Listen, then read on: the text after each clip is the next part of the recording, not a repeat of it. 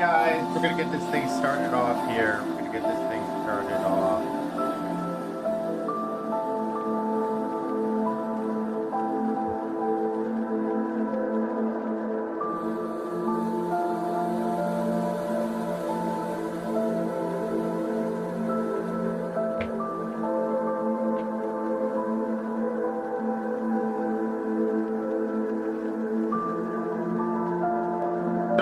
The biggest thing that I would say is let's get this thing going, guys. So real quick, let's take a look at what's happening right now in markets here.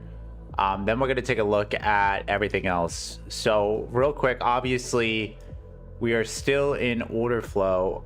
Let's look at news here, see if there's any news popping up here. Every time Iran kills an American soldier, they will pay for killing many times over. Okay, Trump is just going wild right now. Okay, so no news earlier today. Very calm. Obviously, we're still in the summer months, so summer months tend to be very calm with markets. There tends to just be a lot of consolidation, and it looks like we're still there, right? No news today.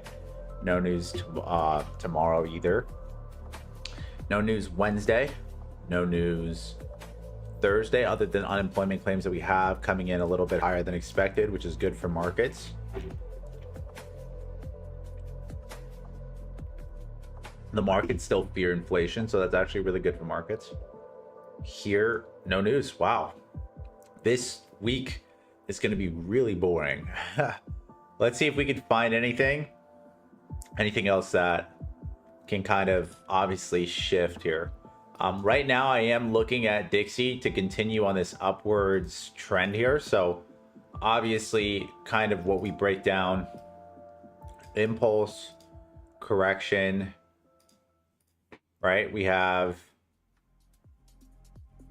corrections, mitigation to this indecisional candle, and the next wave up and coming here, clone here. So yeah, I'm expecting price to finally start to rally here as that begins to happen. What I do want to see first is I do want to see a break of structure here. As soon as I see any type of break of structure here, okay, with price, as soon as that happens, you'll probably get a pullback and then a run to the upside. The only thing that would cause that is honestly some type of war breakout, to be honest, or to keep it 100% with you, something would have to happen that's like very dramatic. Let's see if there's any updates with this war going on. Hold on, I just want to check out what's going on with this war here. Okay, or a potential war with Iran. Give me 1 second. Let's see what's going on. I need to look at Iran war. Let's take a look at that.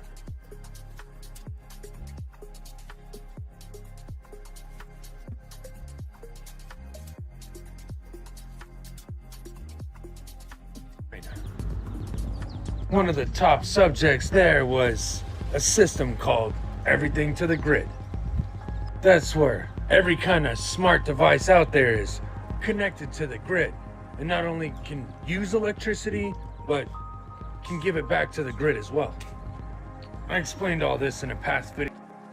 Do you know that it is a gigantic task to launch a ground invasion in Iran? Let's analyze. Iran's geography is a natural fortress. Encircled by towering mountain ranges, it naturally repels invaders. From the west, the Zagros Mountains run 1,600 kilometers along Iraq, with peaks over 4,000 meters and narrow costing over 1 million total cat. Southern coasts along the Persian Gulf lead straight into Zagros foothills, complicating amphibious landings. Spanning 1.65 million square kilometers, Iran's terrain would demand immense logistics. It also favors the decentralized mosaic defense doctrine of the Islamic Revolutionary Guard Corps, ensuring local units continue fighting even if the capital falls. If anyone knows history, ground invasion of Iran isn't just tough, it's a strategic nightmare. When you're dealing with Iran currently, they don't care if they get blown up. Not at all. They do not care one bit. And this is the thing that honestly sent it so down. They have the ability to defend the nest, and they have the ability to defend themselves against conventional missiles. There's no clear defense against a hypersonic missile. The Iranians have them. They've purchased them from the Chinese. They've also purchased them from the Russians. Well, we're not sure that we can defend against an Iranian supersonic missile. We've all studied the Gulf of Tonkin. We've all studied 9/11. We've all studied Pearl Harbor. If the Iranian... This is just a lot of fear mongering. I mean, it's true. A lot of people out there just don't understand military issues. And so the patriotic thing to do is just support the war. So I support the reinstatement of the draft for men and women. And I support Europe bringing the draft back, which they're doing. And I support having a full war with Russia that goes nuclear and one with Iran. And I think this Iran war, taking on Iran, we've taken on the most difficult country to beat since Germany in World War II, or maybe the Soviet Union. Okay, but Iran wasn't a great power like Germany. It wasn't a great power like the Soviet Union. We're making Iran a major power as we go forward. But now with the phony, so at the moment, I don't trust any of the accounting coming out. The States conducted this operation with a fair goal in mind. I haven't got a chance to see a lot of reporting. I don't understand what the confusion is. Let me explain it to you, and I'll do it once again as clearly as possible. Perhaps you'll report it that way. Wow. The United States is conducting an operation to eliminate the threat of Iran's short-range ballistic missiles and the threat posed by their Navy, particularly to naval assets. That is what it is focused on doing right now, and it's doing quite successfully. I'll leave it to the Pentagon and the Department of War to discuss the tactics behind that and the progress that's being made. That is the clear objective of this mission. The second question I think something is going to happen, the first is it was abundantly clear, and I that really Iran came under don't attack by hope anyone, so. The United States or Israel. But the markets are... States conducted this. Something has to move Dixie. Something has to move Dixie to the upside. And as you guys can kind of see with my strategy, usually the charts will line up with news events, like randomly. So we need some sort of catastrophic move for price to break through and then move in a lot of money to pour into dollars, right, into the Dixie. So in order for that to be true, what I just see, to be honest, is because this is like piling up and this is becoming big. Look at this. Iran war. U.S. launches its 10th night of strikes after 3 U.S. troops killed. I didn't even know U.S. troops were being killed. New phase of the Iran war. 2 soldiers killed in strikes in Jordan. Okay, so now Americans are dying, right? Now I don't think there was any deaths really before. I think there was one. Just recently, more Americans are now dying from this Iran war thing. So it's getting serious. It's actually not getting better. It's actually getting serious now. Americans are actually dying now. Okay? And because Dixie is going to start rising, we can only imagine, right? This is what I spoke about. Oil coming down. Oil didn't even come down. It only mitigated this zone here. I wanted it to come lower. Oil just keeps going higher. And if oil, this is going to bring us into what I was talking about earlier. Oil is probably going to go to 130 if this Iran war continues, or it's going to mitigate at this zone here. So if this continues, we go to war. Oil is going to skyrocket. We're going to go into like a recessionary time, and we can't even cut rates because of inflation being so high. So we're going to have to hike rates. And oil being ridiculously high, that's going to bring us into a recession, kind of what I spoke about, right? So this is all in due time. All in due time. Right now, let's go over Dixie, or let's go over SPX. Let's see what SPX is doing. SPX has been selling off. Even if we look at structure here, this is a break of structure here. Let's call it what it is.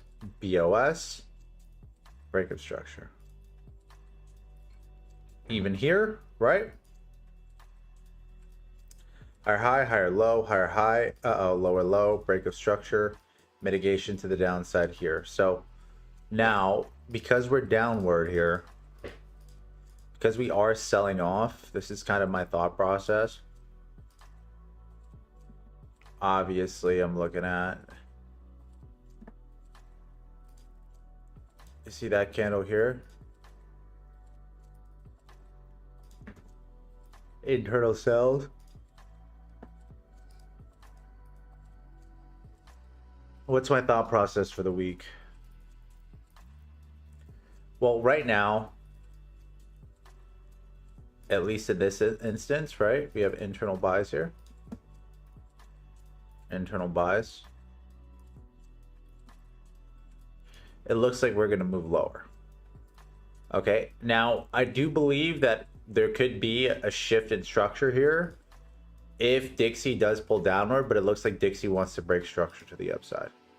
Make sense? So tomorrow morning, we'll check New York session. Hopefully the markets aren't too slow, because this week it looks slow, guys. I'm not going to lie to you guys. Markets look really slow. There's no news of that.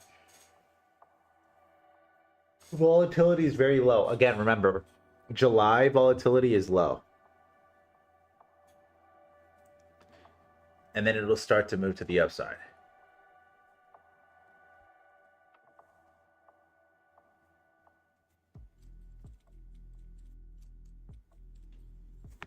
Remember this, okay?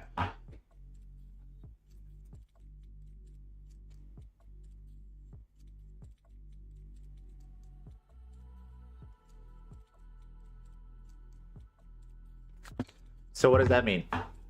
That means that all I'm waiting for is that close here. If we can get a close above, that means markets are going to dump this week, okay?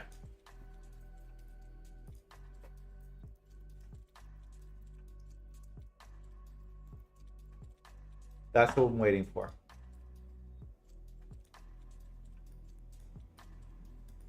So I'm waiting for a 4-hour close right here. If that happens, what's going to happen here is very simple. Price will reject. We'll reject this zone. Come here, mitigate, and then create a lower low. And if it does create a lower low from what I'm looking at, that would be actually great, because we'd probably see SPX come back to the lows that we've seen over here on an external time frame. And the lows are down here on an internal time frame. So a lot of this is based off what Dixie does. Everything looks bearish though. Like even like this, what I gave to you in the last week, guys, with the Dow Jones, like that selling that happened here, that 2%. You know, I called shorts on the Dow Jones last week, right? SPX actually looks, the Dow Jones looks way more bearish than the SPX. Let's check volatility here. Yeah, dude, this volatility is just terrible. Let's look at this. It's not day trading intraday. Let's look at the market range. Wow, bro, the market range is terrible. Yeah, the range for this is just so bad. Like, it's not even like...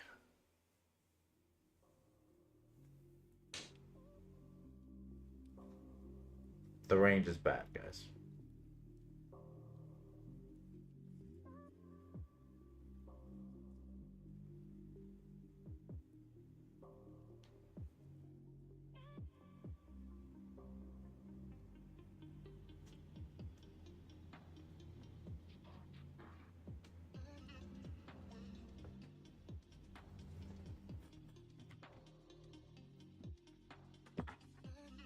Because the ranges are so bad, yeah, dude, it's just... I gotta lie to you guys, the ranges are...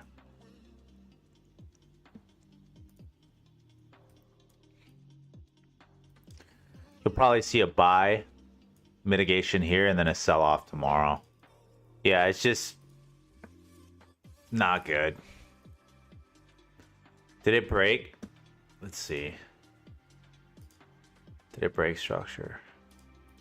If it broke structure, for sure, guaranteed sell off.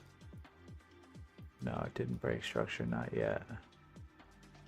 Yeah, not yet. No, no break. It'll pull back.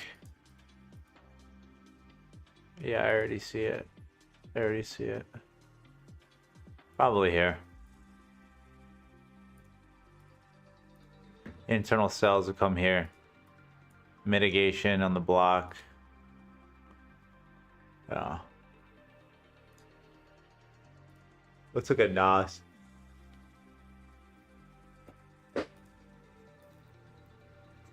Haven't taken a look too much at NOS. The last thing I called was a sell here.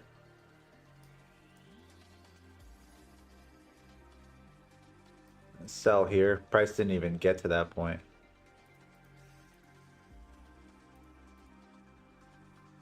Look at that mitigation here in the 1 hour. Internal sell, super. This thing looks like it's gonna, wow, this looks even more bearish than fucking, holy sh. NOS looks more bearish than US 30 and SPX. Wow, that's crazy. I didn't think NOS would look that bearish as all the other pairs.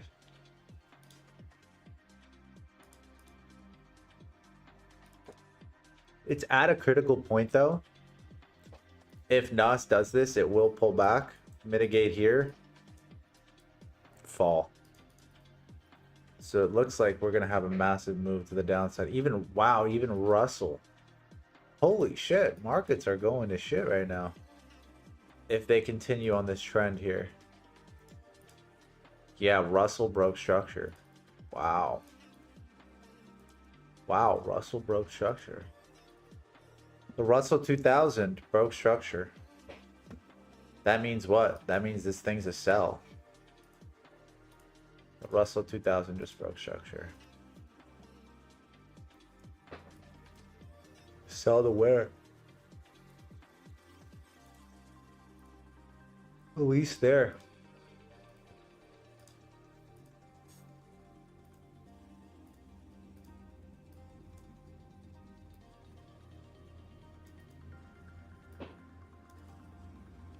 That's where the Russell 2000 is going. Let's look at the VIX real quick. Yep, SPX volatility finally skyrocketing. I've been waiting for this shit to happen for a long time. Let's go. That's a good thing, guys. Some of you guys might be like, well, John, SPX going down isn't a good thing. I know some of you guys might hate the fact that I like that, but we need a good pullback for an extension to the upside. Makes sense?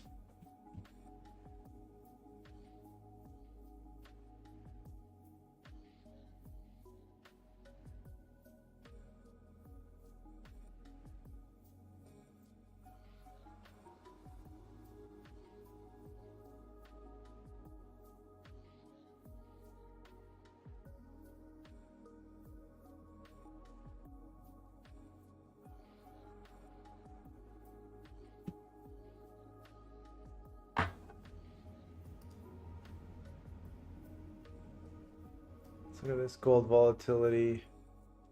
It's moving right now. Downward. I don't want to see that. I want to see gold volatility run. Look at US Treasuries for the 2-year.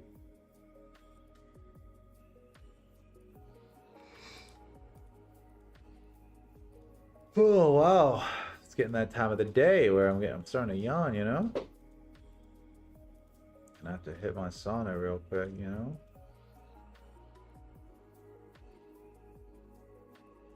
Your yield moving higher. Money's leaving the bond market right now. Let's take a look at BTC here. Yeah, you see it, mitigation, 10-year bond running. Oil is gonna run. I think oil will break above. I do believe oil will probably come to. Damn, this is already mitigated. This is already mitigated. Chances of oil going even higher is very low. Problem is here, all these areas have already mitigated, you know what I'm saying? So that means that if it's mitigating above these zones, if they've already been mitigated, like even this area specifically, it means that price, without price mitigating, there's no stopping price. So what does that mean? That means that yes, like this area here has yet to be mitigated, so price will probably come here for sure. But here, this has already been mitigated here. This price has already been mitigated, so nothing can stop price. This area has been mitigated, so nothing can stop price. This area here has yet to be mitigated. This area here has been mitigated. This area here has been mitigated. So no mitigations can show you where price would most likely stop. Here is one. If we zoom in, actually no, wow. This area mitigated. Yeah, the only one that exists is this one. Wow. Unfortunately, I thought this one. See, sometimes you have to fix your eye because this price has already been mitigated. It's the only area stopping price. What does that mean? That means that if price reaches this high and breaks, we're most likely gonna come here or come here, but these areas have already mitigated. So that means price is almost destined. If it breaks above this zone, price is almost destined to come here into these areas. Which means that oil is destined to go above 100 a barrel. Because there's no imbalances.